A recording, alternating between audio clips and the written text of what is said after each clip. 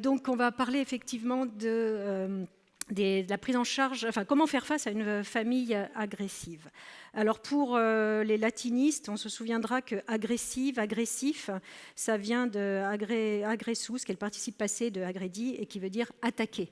Donc on va être on va traiter aujourd'hui le sujet de l'attaque des soignants, l'attaque à l'hôpital. Alors ça fait le chou gras de bon nombre de journaux, ceux qui aiment ça, et puis des journaux aussi qui en font la une régulièrement, où on trouve de plus en plus souvent des agressions de soignants par les patients ou par leur famille à la suite de différentes choses. Le plus souvent, il y a pas mal de vengeance qu'on retrouve dans ces explications. Donc ça, c'est ce qu'on voit dans la presse, mais c'est suffisamment important et suffisamment grave pour qu'il y ait un observatoire national des violences en santé qui régulièrement va faire des états des lieux, des préconisations en association avec la DGOS sur ce sujet de la prévention donc, des violences en santé. Alors le dernier état des lieux, il date de 2021. Et on retrouvait, ça a probablement beaucoup augmenté depuis, on retrouvait 19 000 signalements. Vous voyez, plus de 80% sont des atteintes aux personnes. Il y a des atteintes aux biens aussi. Quand on regarde les atteintes, c'est pas rien. Il y a un tiers, c'est des injures, des incivilités. Mais vous voyez, le niveau 3, c'est de la menace, c'est des violences volontaires, de la menace avec armes. C'est 50%. C'est énorme en fait. Et puis heureusement que 3% avec des violences avec armes ou des homicides. Ça fait 29 000 victimes en 2021 qui sont essentiellement des professionnels de santé. Quand on regarde ces professionnels de santé, c'est un petit peu de médecins, moins de 10%, et beaucoup d'infirmiers et d'aides-soignants qui sont très, très impactés par cette violence dans le système hospitalier, en santé. Alors, au niveau international, il y a cette revue qui a regardé sur les 15 dernières, pendant 15 ans, ce qu'il en était de cette violence dans le système de santé, et elle est omniprésente à l'échelle mondiale. Partout, il y en a partout, sur tous les continents, il y a de la violence avec une très forte augmentation, et ce, quel que soit le continent, depuis la pandémie de Covid, avec différents types de violences qui sont décrits dans cet article. La violence à l'hôpital, enfin la violence dans le système de santé, c'est de la violence verbale, de la violence physique, de la violence sexuelle, des violences psychologiques, émotionnelles, il y a du cyberharcèlement. C'est de la violence qui survient à l'hôpital, hors de l'hôpital, et puis une violence qui est ou verticale ou horizontale aussi entre collègues. L'Observatoire national des violences nous montre que la répartition n'est pas tout à fait la même dans tous les services. Si en France, les services les plus impactés sont la psychiatrie, les EHPAD, les urgences. En réanimation, c'est quand même 1% de violence. Il y a 1% de violence par rapport à cette répartition. Voilà, c'est un peu différent dans les autres pays parce que le système d'urgence, notamment, n'est pas toujours défini de la même façon. Mais en France, voilà comment c'est réparti.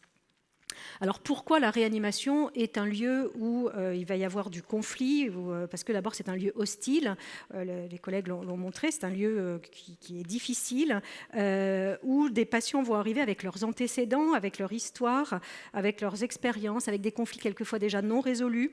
Beaucoup de méfiance, on l'a vu, 50% ne font pas confiance au système de santé. C'est des patients qui vont avoir des soins qui vont être compliqués, qui vont être incertains, dont les résultats vont être incertains. Il y a une certaine inégalité des coûts. Ça, c'est pas forcément le cas dans notre système de santé, mais au niveau international, ça ressort notamment sur le système américain. Et puis, beaucoup de difficultés de décision par rapport à certains soins. Et puis, enfin, beaucoup d'émotions. La réanimation, c'est pas rien. Ça fait peur, ça stresse. Les gens peuvent être en colère.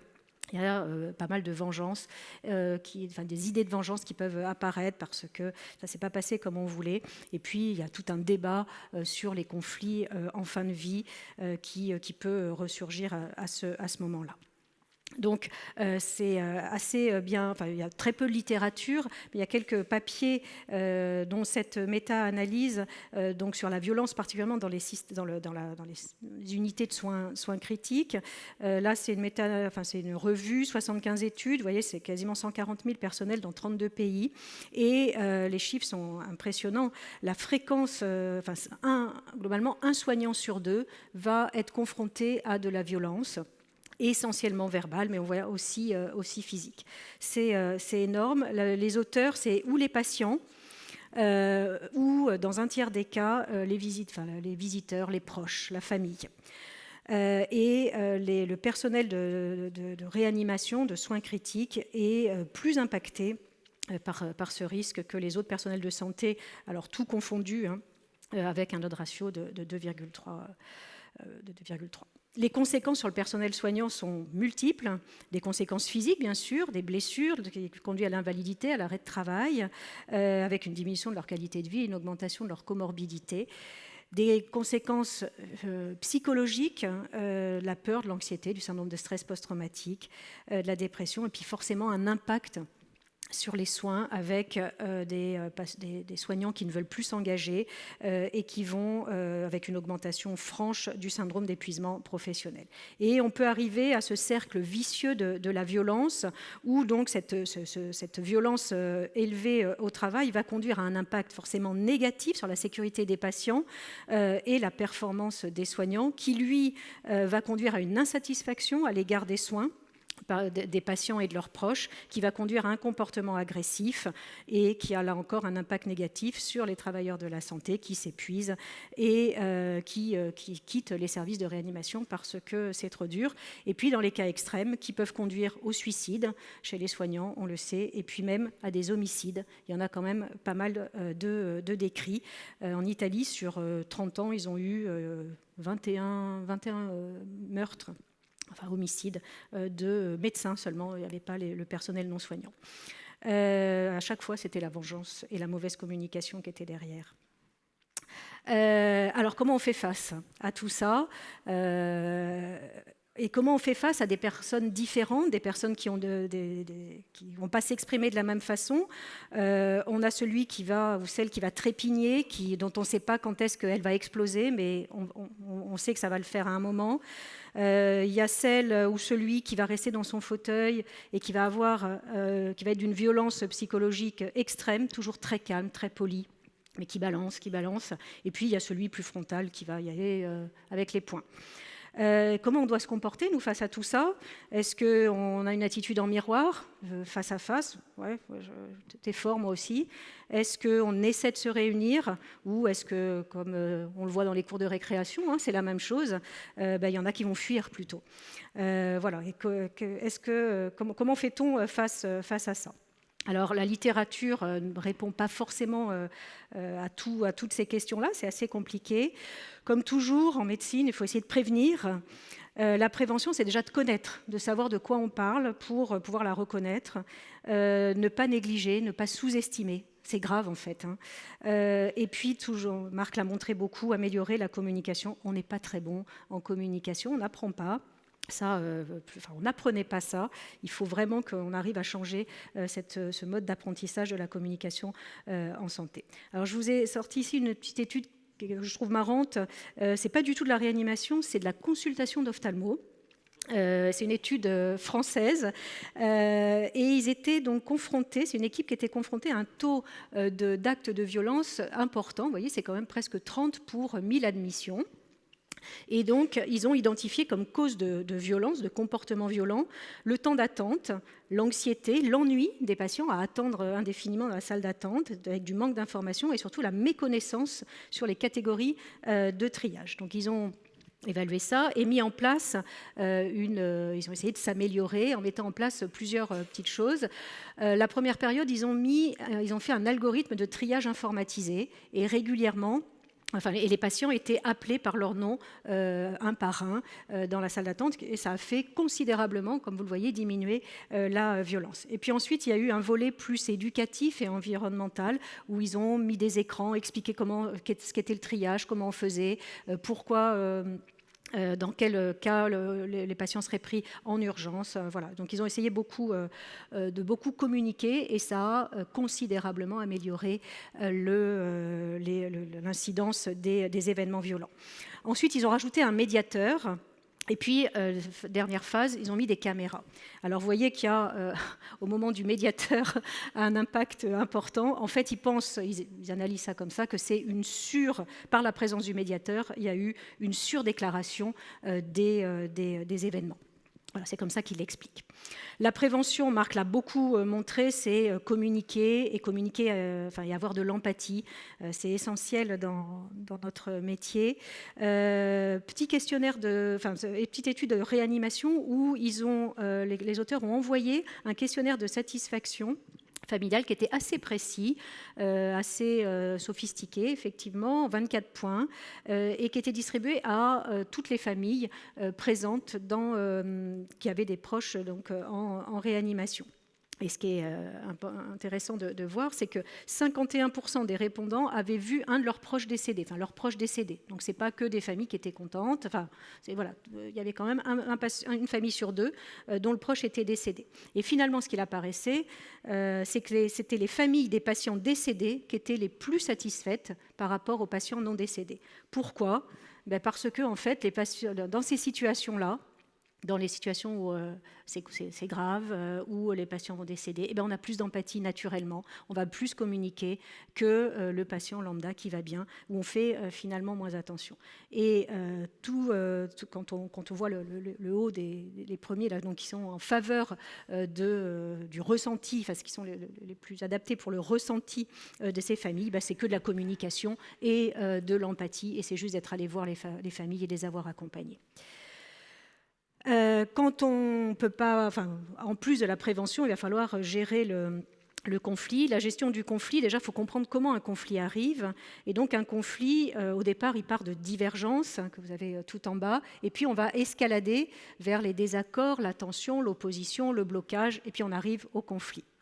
Donc, il faut savoir qu'à toutes les étapes et à chaque palier, il est possible de revenir en arrière. Et c'est toujours plus facile de revenir, ça s'appelle la désescalade, et c'est toujours plus facile de revenir en arrière au départ, quand il y a un seul palier à récupérer, que quand on est déjà arrivé au conflit où il faut récupérer tous les paliers.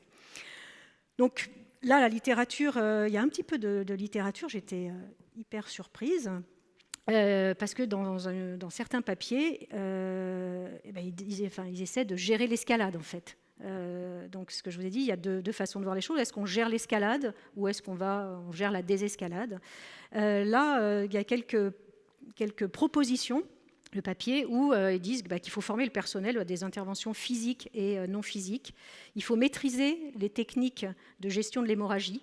Il faut mettre en place des procédures de gestion de la violence, mettre en place des procédures d'alerte des forces armées, et puis après la crise, contrôler les flux, les accès des visiteurs, mettre des alarmes, des caméras, des détecteurs de métaux. Alors quand on regarde le papier, c'est dans des pays que je vous ai cités là, c'est les États-Unis, Israël, Porto Rico, ces auteurs il y avait plusieurs services de réanimation de ces pays-là dans les auteurs de ce papier. C'est assez impressionnant à lire. Moi, ça m'a un peu choquée. Et ça va un peu à l'encontre de la réanimation actuelle, la tendance actuelle où on a envie d'humaniser la réanimation, de mettre le patient et sa famille au centre de la réanimation, d'ouvrir, de faire participer les familles aux soins. C'est sûr que ça ne va pas dans ce sens-là. Alors, est-ce qu'il y a une situation intermédiaire où on pourrait essayer de tenter des stratégies de désescalade ? Il faut savoir que la désescalade, c'est sûr que ça va prendre beaucoup de temps, peut-être plus que de gérer l'escalade. C'est un processus long qui va nécessiter un investissement en temps et en compétences qui est considérable. On ne peut pas faire ça tout seul. Ça va prendre du temps. Il va falloir revoir toujours ces familles. Il faut essayer de commencer, comme je vous l'ai dit, le plus vite possible, développer ces compétences-là en communication. Donc plus on apprendra tôt, mieux ce sera. Et toujours préférer un langage relationnel à un langage axé sur les tâches. Marc l'a montré. Dire, voilà, on lui a fait ça, on a mis tel cathéter, les familles, c'est pas ça qu'ils veulent, et surtout pas dans les situations de conflit. On reste pas seul, on se fait aider de collègues expérimentés, qui ont de l'expérience, qui peuvent avoir des petits trucs à apprendre, et puis de toute façon, on n'est jamais seul dans ces entretiens-là. Un médiateur, des médecins de soins palliatifs, quelquefois, qui peuvent être efficaces, puis les psychologues, souvent, qui ont une autre approche avec les familles. Alors, bien sûr, il n'y a pas de comparaison de ces deux attitudes, parce qu'elles sont probablement très liées, il faut faire probablement un peu des deux. Il y a cette étude de Lanzix qui a essayé de regarder ce qui se passe en Australie et en Nouvelle-Zélande, parce qu'ils ont deux politiques un peu différentes de gestion de la violence. En Australie, il y a des directives d'État, des plans d'intervention et de formation et du personnel qui est formé. C'est comme ça, c'est cadré. En Nouvelle-Zélande, ce n'est pas tout à fait la même chose. Il n'y a pas de directive nationale, un peu comme en France. C'est des plans locaux, des données de mise en œuvre qui sont assez rares. On n'a pas beaucoup de retours. Et donc, ils ont estimé, à partir de ces 44 unités de soins continus, l'incidence et la nature des événements violents qui surviennent dans les services de réanimation, mais c'est proféré par les patients. Ce n'est pas les proches, c'est les patients. Et donc il y a pas mal de choses intéressantes. Ça conduit d'ailleurs à beaucoup plus de sédation, beaucoup plus d'intubation, voilà, pour la gestion. Mais là, j'ai regardé les procédures de gestion de la violence. Et donc, il y a un tiers des services qui n'avaient pas de procédure de violence, enfin de politique de gestion de la violence, et donc 68% qui avait cette politique-là, qui était ou des documents, un document officiel, un outil d'évaluation, une procédure d'intervention d'urgence, du personnel spécialisé et un système de déclaration. Tout ça est très organisé, c'est surtout, je pense, en Australie. Et finalement, ce qu'il apparaît, c'est que qu'on ait une politique bien cadrée de politique de la violence ou pas, finalement, ça ne change rien à l'incidence de la violence. Alors en pratique, la solution, comme souvent, c'est ni blanc ni noir, c'est souvent un peu de gris, et il faut essayer de faire un peu les deux. C'est, comme l'a montré Marc, communiquer et donner des informations et que ce soit efficace. Il faut accueillir les patients, il faut vraiment s'évertuer à accueillir les patients et leurs proches. C'est la première image qu'ils ont de la réanimation et c'est hyper important. Leur donner des livrets, utiliser un langage correct, respectueux, empathique, les écouter activement. Marc l'a dit, je le redis, il faut écouter activement les patients, les familles et reconnaître les émotions, donner des mises à jour claires, honnêtes sur le patient et partager les soins avec le patient. Et puis, il faut quand même fixer des limites. On ne peut pas tout accepter. On ne peut pas tout... juste celle d'avant, s'il vous plaît, c'est fini après. On ne peut pas tout accepter. Je ne sais pas. Voilà, non, je ne peux pas... Si, voilà, c'est bon. Ça va être bon. On ne peut pas tout accepter, il faut établir des règles. Le livret d'accueil peut être une charte, signaler toute violence et puis avoir des protocoles de sécurité quand même pour les situations d'escalade. Il faut reconnaître les signaux d'alerte d'une agression, l'augmentation de la voix, du rythme, les poings serrés, les menaces, attention, les accusations, les sautes d'humeur, voilà. Et puis surtout, tout ce qui est harcèlement, menace de mort, là c'est au-delà de se protéger, de signaler, il faut déposer plainte. On ne peut pas accepter, il faut le dire, on va déposer plainte. Pour tout le reste, on fait attention à nous, on se protège et on signale. Est-ce qu'on doit aller jusqu'au droit de retrait? C'est une question face à une famille très agressive. Donc ça, c'est assez bien défini en fait. Il y a dans les différents codes de pénal, santé publique et déontologie des rappels à ça et qu'on peut avoir un droit de retrait uniquement pour des raisons personnelles ou professionnelles dans les situations conflictuelles. Ce droit de retrait, il doit être ultra encadré. On ne fait pas ça comme ça. On se fait aider par le service de juridique de l'hôpital. Il faut une justification précise par écrit, s'assurer d'avoir bien été compris. Et puis, un patient, il est en réanimation. Donc, on ne va pas pouvoir faire un droit de retrait comme on ferait pour une ablation de matériel chez quelqu'un qui vient à froid. Là, il va falloir gérer la situation. Et donc, on a l'obligation d'informer le patient dans un délai suffisamment long avant l'arrêt de la prise en charge. Leur dire, voilà, nous, on ne va plus y arriver. Si vous voulez changer, on peut s'arrêter là. et puis l'orienter, essayer de l'orienter vers un autre professionnel, une autre structure pour assurer la continuité des soins. Voilà. Et donc en conclusion, j'aurais envie d'aller plutôt vers une approche, on va dire, collaborative avec la famille, ne pas laisser le conflit s'installer, préférer la prévention à la gestion du conflit, bien sûr, l'importance de l'implication de la famille, plus elle va être proche, plus elle va être avec nous, plus ce sera simple. Encourager la communication ouverte, on l'a vu, tout en fixant des limites. Et puis, quand ça dépasse les limites qu'on a fixées, il faut signaler, il faut déclarer, il faut porter plainte. Et on doit avoir un soutien institutionnel fort à ce moment-là. Je vous remercie.